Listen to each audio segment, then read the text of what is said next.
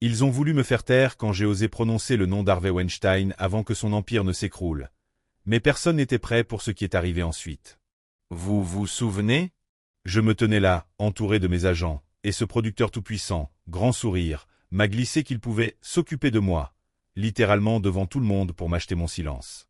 Et tout le monde, terrifié, baissait les yeux. À cet instant, j'ai compris, l'industrie du divertissement n'était pas un tapis rouge, c'était une rivière de serpents luisants. Vous croyez encore que tout ça n'est qu'un folklore effrayant? Demandez à DMX. Il l'avait déjà crié, il y a des années. Je ne suis pas un artiste de l'industrie, je suis un artiste astérisque dans Astérisque l'industrie. Traduction. Il refusait de livrer son âme à ceux qui, en coulisses, prient un tout autre Dieu. Il nous avait prévenus. Les nouveaux venus vendront plus que leurs rêves pour passer en radio. Ils vendront leur dignité, ils mettront genoux à terre, littéralement, pour qu'un cadre appuie sur Astérisque Play Astérisque et fasse tourner leur single. À l'époque, tout le monde a ri. On a dit, X perd la boule, il plane. Trop de démêlés avec la justice, trop d'addiction. Mais pourquoi le puissant système médiatique s'est-il autant acharné sur lui alors que certains magnats, eux, survivaient à toutes les rumeurs? Les tabloïds l'ont qualifié de rappeur, tourmenté, comme si ses tourments étaient sans cause. Pourtant, quand il a prononcé le mot « viol » pour décrire les pratiques de Bad Boy Records, personne n'a voulu creuser. Trop dérangeant, trop dangereux. Avance rapide, nous sommes en 2025. Les voiles tombent. Les procès pleuvent. Les perquisitions explosives aux résidences de Didi ne sont plus des théories fumeuses, ce sont des lignes officielles. Des témoins sortent de l'ombre, parlent d'alcôves fermées, de deals obscurs, de soirées où la musique était moins forte que les chuchotements de menaces. Et soudain, les vieux avertissements de X prennent un goût de prophétie. Vous trouvez ça choquant? Attendez de voir comment Cat Williams s'insère dans le puzzle. Lui aussi a payé le prix fort pour avoir choisi la parole plutôt que la courbette. Arrêter encore et encore, traîner dans la boue comme un clown hystérique. La stratégie est simple. Quand tu refuses le script qu'ils écrivent pour toi, ils t'en collent un nouveau, celui du « fou ingérable ». Tu devenais un mème avant que le mot existe. Souvenez-vous de 2014, Cat et Suge Knight menottés pour avoir, dit-on, arraché l'appareil d'une paparazzi. L'histoire en une? Deux mastodontes agressifs se défoulent.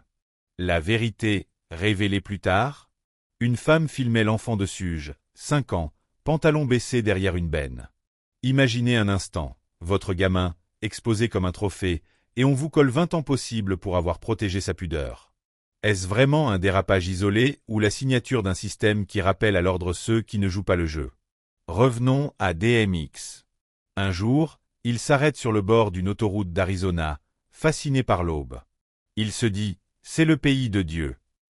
Puis, quelques mois plus tard, il parle d'avoir rencontré le diable astérisque là-bas astérisque. Pas un diable aux cornes flamboyantes, un diable qui porte un badge VIP, qui te sourit avant de te tendre un contrat. Il racontera plus tard que cette rencontre lui a montré sa propre force. Résister, c'était la preuve qu'il était du camp opposé. Mais résister à un prix. La machine te démonte pièce par pièce, publie tes moindres erreurs, transforme chaque rechute en poster géant.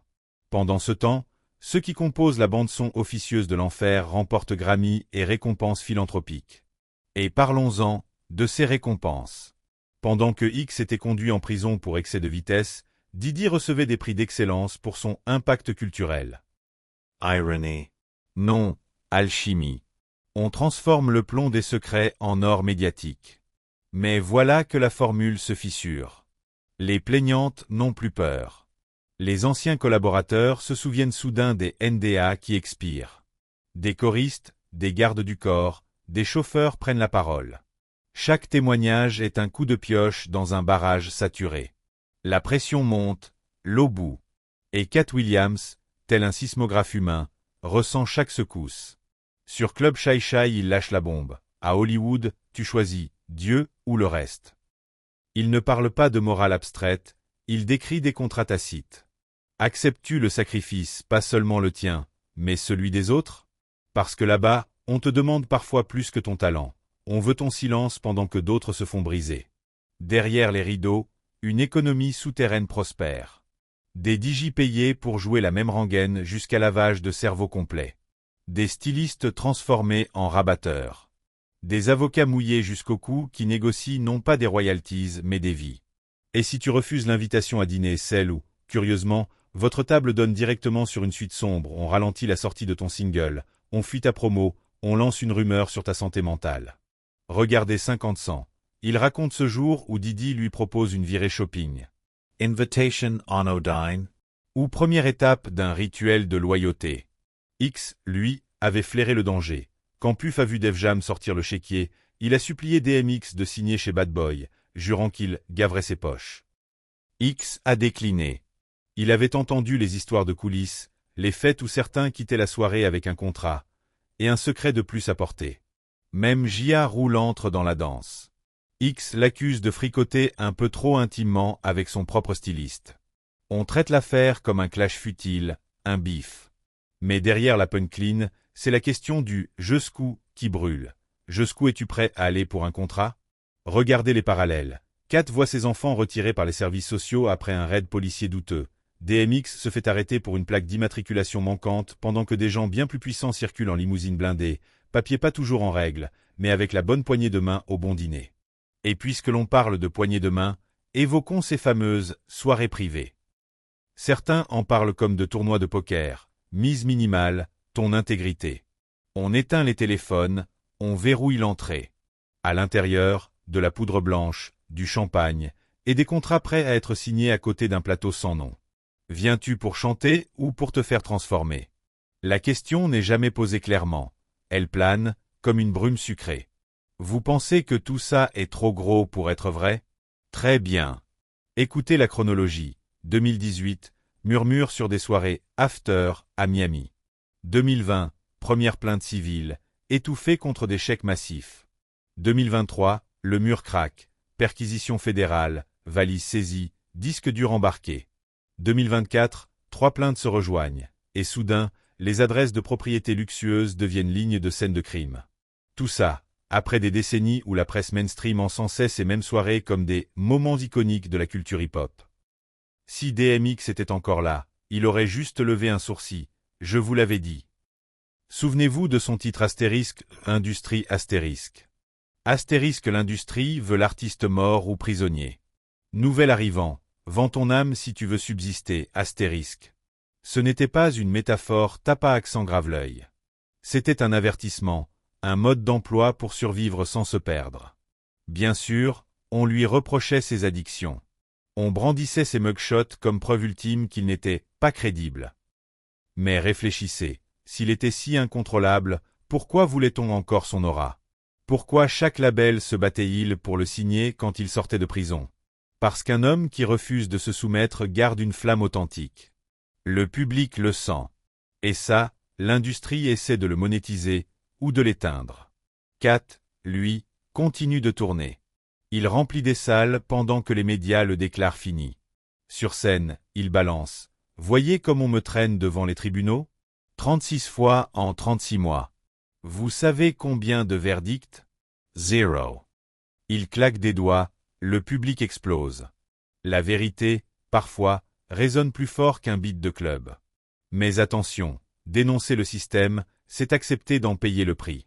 Kat parle de ses revenus bloqués, de tournées annulées sans explication. DMX, lui, ne pouvait plus sortir un album sans qu'un simple contrôle routier dégénère. Pendant ce temps, ceux qui jouent le jeu, ceux qui acceptent d'être groomés, lavés, repackagés montent en flèche.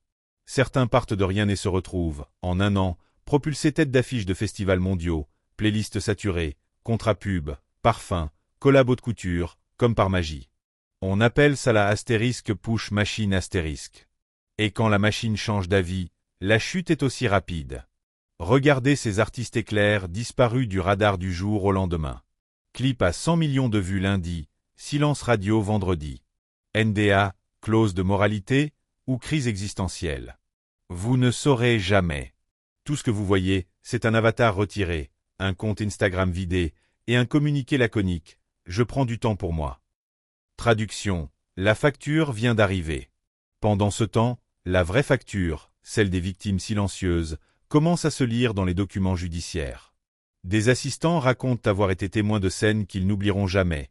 Des artistes parlent de studios transformés en chambres de casting après minuit. On propose un featuring ou autre chose. On vous donne le choix. Signez ici ou sortir par cette porte et regarder votre carrière mourir. Certains signent. D'autres courent. Et ceux qui courent reviennent parfois, des années plus tard, raconter. Ce sont ces voix qu'on nous a interdit d'entendre. Ce sont elles qui percent enfin le vacarme. Vous sentez la tension? Ce n'est que le début. Le DOJ, qui semblait dormir pendant des décennies, s'est soudain réveillé. Pourquoi maintenant? Peut-être parce que la pression du public est devenue impossible à étouffer. Peut-être parce que, dans l'ombre, quelques insiders ont décidé de renverser la table avant qu'elle ne s'effondre sous son propre poids. Et c'est là que vous entrez en jeu, vous qui regardez. Chaque vue, chaque commentaire, chaque partage fait craquer un peu plus la façade. Ils vous appellent théoricien du complot, mais rappelez-vous, une théorie plus un témoin plus un document devient un dossier. Et un dossier devient un mandat. Alors, qu'est-ce qu'on fait? On continue à poser les bonnes questions. On refuse la version préparée. On se souvient que DMX, au sommet de la gloire, a prié en plein concert, larmes aux yeux, pour que Dieu lui montre les serpents. On se rappelle que Katt Williams, face caméra, a expliqué que Satan ne peut pas créer de bénédiction, seulement des illusions. Et on regarde le rideau se lever sur ceux qui, hier encore, semblaient intouchables. Vous pensez que tout est joué? Regardez le calendrier judiciaire. L'armée d'avocats se prépare, mais les plaignants, cette fois, avancent groupés. Plus question d'accords secrets glissés sous une table. Trop de regards, trop de caméras, trop de comptes X, ex-Twitter, scrutant chaque dépôt de pièces à conviction. Ne croyez pas que les labels changeront soudain de culture. Ils chercheront un nouvel agneau sacrificiel, un nouveau visage propre prêt à monter sur scène pendant que les murs sont repeints. À vous de rester vigilants. Souvenez-vous des mots de DMX, astérisque, l'industrie ne t'aime pas, mais sans toi, elle ne vaut pas un cent, astérisque sans nous. Public, il n'y a pas de streaming, pas de sponsor, pas de tendance TikTok. Le pouvoir que nous avons, choisir ce que nous diffusons, refuser de détourner le regard quand un artiste crie à l'aide. Alors oui, cette vidéo n'est pas un tribunal. Tout reste à prouver. Tout est présumé tant que la justice n'a pas tranché. Mais notre devoir est de regarder les pièces du puzzle tomber et de décider, chacun, de quel côté de l'histoire nous voulons nous tenir. Vous voulez la vérité? Osez la chercher. DMX a ouvert la voie, Katt Williams continue le combat. À votre tour maintenant. Restez alerte, partagez, débattez. Et surtout, ne laissez personne vous convaincre que poser des questions, c'est être fou. Parfois, c'est la seule façon de rester sain d'esprit. Parce qu'au bout du compte, ce jeu se résume toujours à ça, vendre son âme, ou la défendre, coûte que coûte. Alors, quel choix ferez-vous?